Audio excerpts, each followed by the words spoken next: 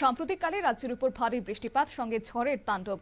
আগামী 2 থেকে 3 দিনও রাজ্যের উপর ভারী বৃষ্টির সতর্কবাণী জারি করেছে আবহাওয়া দপ্তর। এরই মধ্যে উদ্বেগজনক পরিস্থিতি তৈরি হচ্ছে বিভিন্ন জায়গায়, আর পরিস্থিতি খতিয়ে দেখতে এখন তৎপর হয়েছে রাজ্য প্রশাসন। আজ টিআইএটির কনফারেন্স হলে মুখ্য সচিব, পুলিশের মহানির্দেশক, বিভিন্ন দপ্তরের সচিব এবং জেলা শাসকদের নিয়ে একটি গুরুত্বপূর্ণ বৈঠকে সামিল হয়েছেন রাজ্যের মুখ্যমন্ত্রী ডক্টর মানিক সাহা। এই বৈঠকে সাম্প্রতিক ঝড় বৃষ্টিজনিত পরিস্থিতির বিস্তারিত পর্যালোচনা করা হয়েছে বলে জানা গেছে, বিশেষ করে জননিরাপত্তা নিশ্চিত করতে এবং সমন্বিত পদক্ষেপ, আগাম প্রস্তুতি এবং এই ঝড়ের ফলে যে ক্ষতিগ্রস্ত হয়েছে তাদের কথা মাথায় রেখে বিভিন্ন বিষয় নিয়ে আলোচনা হয়েছে।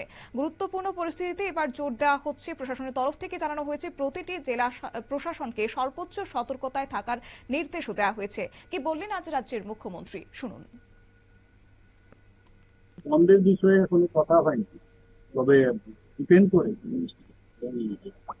সবকিছুই তো ব্যালেন্স করে চলতে হবে। একবার বন্ধ করে দিলাম, যে সবগুলো ড্যামেজ হয়েছে সেগুলো তো একটা জায়গার মধ্যে আমি শুনলাম সিপাহীজলার একটা যে হসপিটালের মধ্যে ন্যাচারালি ওই হসপিটালের ট্রিটমেন্ট তো আর বন্ধ করে দেবে না, ওইটাকে।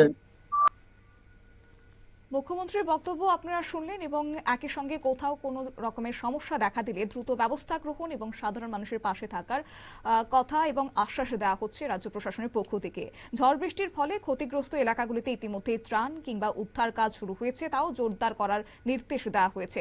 তবে প্রতিকূল আবহাওয়ার এই সময়ে রাজ্য প্রশাসনের তৎপরতা কতটা পরিস্থিতি সামাল দিতে পারে সেটাই হচ্ছে এখন লক্ষণীয় বিষয়। নিয়ে নিচ্ছি ছোট্ট একটি বিজ্ঞাপন বিরতির, সঙ্গে থাকুন।